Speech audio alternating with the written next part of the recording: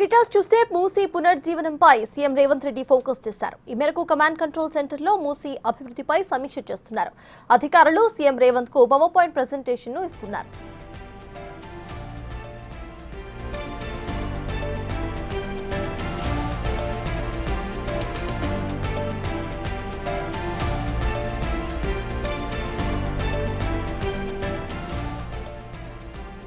Musi పునర్జీవనంపై CM Revanth Reddy focus చేశారు. దీనికి సంబంధించి కమాండ్ కంట్రోల్ సెంటర్లో మూసీ అభివృద్ధిపై సమీక్ష చేస్తున్నారు. ఆయన అధికారులు సీఎం రేవంత్ కు పవర్ పాయింట్ ప్రెజెంటేషన్ ఇస్తున్నారు. ఆ విజువల్స్ చూస్తున్నా మూసీ ప్రక్షాళన దిశగా కాంగ్రెస్ ప్రభుత్వం ముందడుగు వేస్తోంది. సీఎం రేవంత్ రెడ్డి ఇప్పుడు దీనిపై ప్రత్యేకంగా ఫోకస్ చేశారు. దీనికి సంబంధించి కమాండ్ కంట్రోల్ సెంటర్లో మూసీ అభివృద్ధికి సంబంధించి సమీక్ష చేస్తున్నారు. పలు ఎగ్జాంపుల్స్ ను తీసుకుంటూ ఇటు మూసీ అభివృద్ధి కార్యాచరణను కాంగ్రెస్ ప్రభుత్వం ముందుకు తీసుకువెళ్తుంది. అధికారులు సీఎం రేవంత్ కు పవర్ పాయింట్ ప్రెజెంటేషన్ ద్వారా డీటెయిలింగ్ చేస్తున్నారు.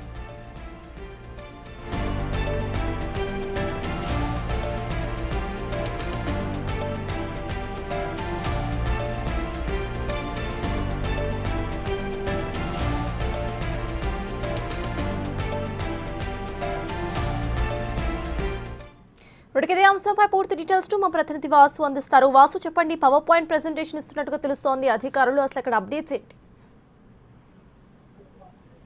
ముఖ్యమంత్రి Revanth Reddy command control centre సంబంధించి కూడా మూసీ పునర్జీవనానికి సంబంధించి ఉన్నతాధికారులు భేటీ అయ్యారు. ఫేజ్ 1 సంబంధించి బాబుగట్టు పరిసర ప్రాంతాల్లో జరగబోయేటువంటి అభివృద్ధికి సంబంధించి ఆ 12 కిలోమీటర్ల పరిధి ఏదైతే ఉందో అక్కడ జరిగే ప్రాజెక్టుకు సంబంధించిన అంశాలపైన కూడా అధికారులు ముఖ్యమంత్రికి పవర్ పాయింట్ ప్రెజెంటేషన్ ద్వారా చెప్తున్నారు.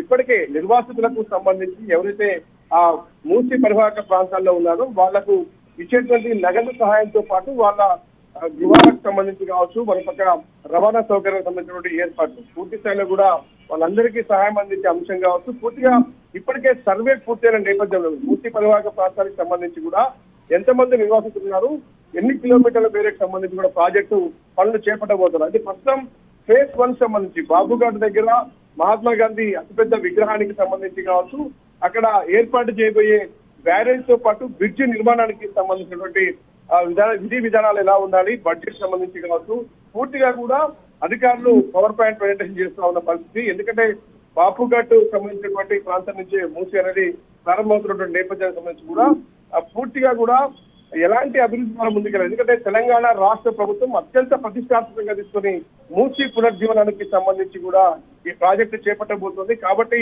ఎక్కడ కూడా ఎలాంటి చిన్న ఇబ్బందులు రాకుండా ప్రాజెక్టు పకడ్బందీగా ముందుకు సాగాలి అంటే ఏదైతే బడ్జెట్ సంబంధించి కావచ్చు, ఇప్పటికే నిధులు మంజూరైన నేపథ్యంలో పురపాలక శాఖకి సంబంధించినటువంటి నిధులు మంజూరైన నేపథ్యంలో కూడా ఎవరైతే అక్కడ ఉన్నటువంటి బాధితులకు సంబంధించి 30-40 గజాల్లో నిర్మించినటువంటి అనేక కుటుంబాలు దాదాపు 12,000 నుంచి 16,000 కుటుంబాలకు సంబంధించి వాళ్ళందరికీ కూడా అక్కడి నుంచి తరలించే అంశానికి సంబంధించి మరొక వాళ్ళకి సంబంధించి మరొక చోట ఇప్పటికే 16,000 గృహాలు ఇప్పటికే సిద్ధం చేసిన నేపథ్యంలో కూడా దాదాపు 16,000 కుటుంబాలని తరలించిన అంశాలకు సంబంధించి కూడా ఇకపై అందరికీ కూడా అందే విధంగా చూసే విధంగా అధికారులకైతే స్పష్టమైన ఆదేశాలు ముఖ్యమంత్రి జారీ చేస్తా ఉన్నారు. అధికారులు కూడా పవర్ పాయింట్ ప్రెజెంటేషన్ ద్వారా అక్కడ ఎలాంటి పనులు చేపట్టబోతున్నాం, ఎక్కడెక్కడ ఎలాంటి నిర్మాణాలు చేపట్టబోతా ఉన్నాం అంశానికి సంబంధించి కూడా అత్యంత సర్వాంగ సుందరంగా మూసీ పరిసర ప్రాంతాలు ఉండే విధంగా కూడా ఏర్పాటు చేయాలి. ఇక బ్యారేజీ నిర్మాణంతో పాటు అక్కడ వచ్చే ఫ్లైఓవర్ అంటే బ్రిడ్జి నిర్మాణానికి సంబంధించి కూడా చాలా ఏ విధంగా నిర్మాణం జరగబోతా ఉంది అన్న అంశానికి సంబంధించి కూడా ఎలాంటి కార్యక్రమాలు అక్కడ పూర్తిగా పోతున్నాయి, ఇప్పటి వరకు ప్రభుత్వ అధికారులు చేసినటువంటి పనులేంటి, ఇకపై చేయాల్సినటువంటి పనులు ఏ విధంగా ఉండాలి అన్న అంశానికి సంబంధించి కూడా ముఖ్యమంత్రి కూడా ఒక స్పష్టమైన ఆదేశాలు అధికారులకు జారీ చేస్తున్నారు. కానీ ఏదేమైనప్పటికీ కూడా హైదరాబాద్ కు సంబంధించి మూసీ నదికి సంబంధించిన పునర్జీవనం కల్పించే అంశానికి సంబంధించి ఎందుకంటే ఇప్పటికే హైదరాబాద్, రంగారెడ్డి, మేడ్చల్ జిల్లాకు సంబంధించి నల్గొండ జిల్లా వరకు కూడా సర్వే పూర్తయింది. మొత్తం దాదాపు 56 కిలోమీటర్ల పరిధికి సంబంధించి కూడా మూసీ ప్రవహిస్తున్న నేపథ్యంలో కూడా ఇక హైదరాబాద్ నుంచి నార్సింగ్ నుంచి నాగోల్ వరకు కూడా ఉన్నటువంటి ఈ యొక్క కబ్జాలకు సంబంధించి ఏదైతే బఫర్ జోన్ తో పాటు FTL లో ఉన్నటువంటి ఇండ్లకు సంబంధించి తొలగించే అంశానికి సంబంధించి కూడా పూర్తిగా అధికారులతో ఆయన ముఖ్యమంత్రి భేటీ అయ్యారు. ఈ భేటీకి సంబంధించి ఇంకా సుదీర్ఘంగా కొనసాగే అవకాశాలు కనిపిస్తున్నాయి. దీంట్లో ప్రభుత్వ సలహాదారులు వేం నరేంద్ర రెడ్డితో పాటు శ్రీనివాసరాజు కూడా ఉన్నటువంటి పరిస్థితి. అధికారులందరినీ కూడా అన్ని వివరాలు అడిగి తెలుసుకున్నటువంటి పరిస్థితి కొనసాగుతుంది. ఎందుకంటే ఈ రాష్ట్ర ప్రభుత్వానికి సంబంధించి మూసీ ప్రాజెక్ట్ అనేది కూడా అత్యంత ప్రతిష్టాత్మకంగా భావిస్తూ ఉంది. కాబట్టి అధికారులకు ముఖ్యమంత్రి చాలా స్పష్టమైన ఆదేశాలు జారీ చేస్తుంది. చాలా కీలక సమావేశం అయితే కమాండ్ కంట్రోల్లో కొనసాగుతూ ఉంది. ఆ తర్వాత మరికొద్ది సేపట్లోనే త్రిబుల్ సంబంధించి హైదరాబాద్కు త్రిబుల్ సంబంధించినటువంటి అంశాలకు సంబంధించి కూడా నేషనల్ హైవే పైన కూడా ముఖ్యమంత్రి రివ్యూ చేయబోతా ఉన్నారు.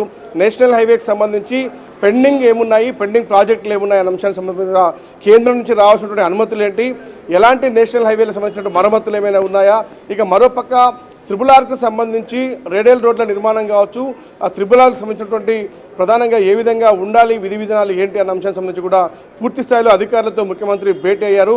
ఒక 3 ముఖ్యమైనటువంటి అంశాలకు సంబంధించి మూసీ పునర్జీవనం, త్రిబుల్తో పాటు మరోపక్క జరుగుతున్నటువంటి నేషనల్ హైవేస్ పనులకు సంబంధించినటువంటి మొత్తం తీరును కూడా అధికారులతో అడిగి తెలుసుకుంటున్నారు. అధికారులకు కూడా ముఖ్యమంత్రి స్పష్టమైన ఆదేశాలు జారీ చేసిన పరిస్థితి అయితే కొనసాగుతుంది. ఈ రివ్యూ మరికొంత సుదీర్ఘంగా కూడా కొనసాగే అవకాశం కనిపిస్తుంది. అయితే వాసు, మూసీ పునర్జీవనం అనేది కాంగ్రెస్ ప్రభుత్వం యొక్క ప్రత్యేక లక్ష్యం అనే చెప్పుకోవాలి. అయితే ముందుగా అడుగులు కూడా ముందుకేస్తోంది. దీనికి సంబంధించి అసలు ఎప్పుడు కార్యాచరణ స్టార్ట్ అయ్యే అవకాశం ఉంది అనుకోవాలి? ఇప్పటికే దాదాపుగా అధికారులకు స్పష్టమైన ఆదేశాలు ఉన్నాయి.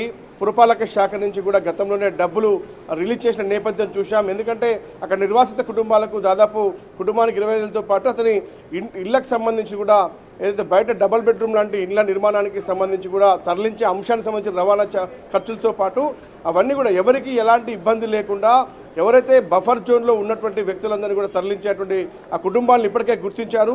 వాళ్ళందరికీ కూడా ఎక్కడ వాళ్ళకు అకామిడేషన్ కల్పించాలన్న అంశంపైన కూడా ఇప్పటికే ఒక స్పష్టత వచ్చింది. కాకపోతే ఫేజ్ 1లో బాపుఘాటు పరిసర ప్రాంతాల్లో జరగబోయేటువంటి అభివృద్ధికి సంబంధించి అంశంపైన ఈరోజు ప్రధానంగా చర్చ సాగుతోంది.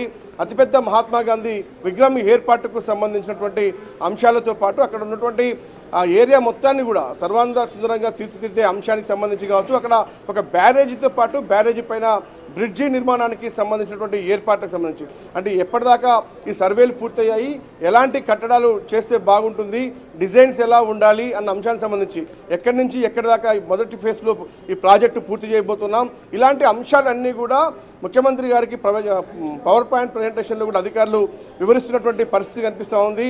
ప్రభుత్వ కీలక పెద్దలతో పాటు మరోపక్క కీలక అధికారులు కూడా ఈ యొక్క సమావేశంలో పాల్గొన్నటువంటి పరిస్థితి కనిపిస్తుంది. కాబట్టి ఇకపై అంటే ఈరోజు ముఖ్యమంత్రి ఆదేశాలు జారీ చేసిన నేపథ్యంలో త్వరితగతిన పనులు ప్రారంభించే విధంగా ఖచ్చితంగా కూడా నిర్ణయం తీసుకునే అవకాశం కనిపిస్తుంది. చూడాలి, ఈ సమావేశం ముగిసిన తర్వాత ఒక స్పష్టత వచ్చే అవకాశం ఉంది. ముఖ్యమంత్రి ఎలాంటి ఆదేశాలు అధికారులకు జారీ చేశారు, అధికారులు ఈ యొక్క ప్రాజెక్టు పైన ఎలాంటి వివరాలు ముఖ్యమంత్రికి చెప్పారన్న దానిపైన కూడా ఒక క్లారిటీ వచ్చే అవకాశం ఉంది. అయితే ఈరోజు ఇంత పెద్ద ఎత్తున రివ్యూ నిర్వహిస్తున్న నేపథ్యంలో ఖచ్చితంగా ఒక స్పష్టత వచ్చే అవకాశం ఉంది. మూసీ పునర్జీవన ప్రాజెక్టుకు సంబంధించి ఏ విధంగా ముందుకెళ్ళాలి, ఆ లక్ష్యం ఏంటి అన్న అంశంపైన కూడా అధికారులకైతే ముఖ్యమంత్రి ఒక స్పష్టమైన ఆదేశాలు జారీ చేసే ఉంది. త్వరలోనే ఈ యొక్క మూసీ పునర్జీవన ప్రాజెక్టుకు సంబంధించి పనులు కూడా స్పీడప్ కాబోతా ఉన్నాయి. Right, thank you Vasu.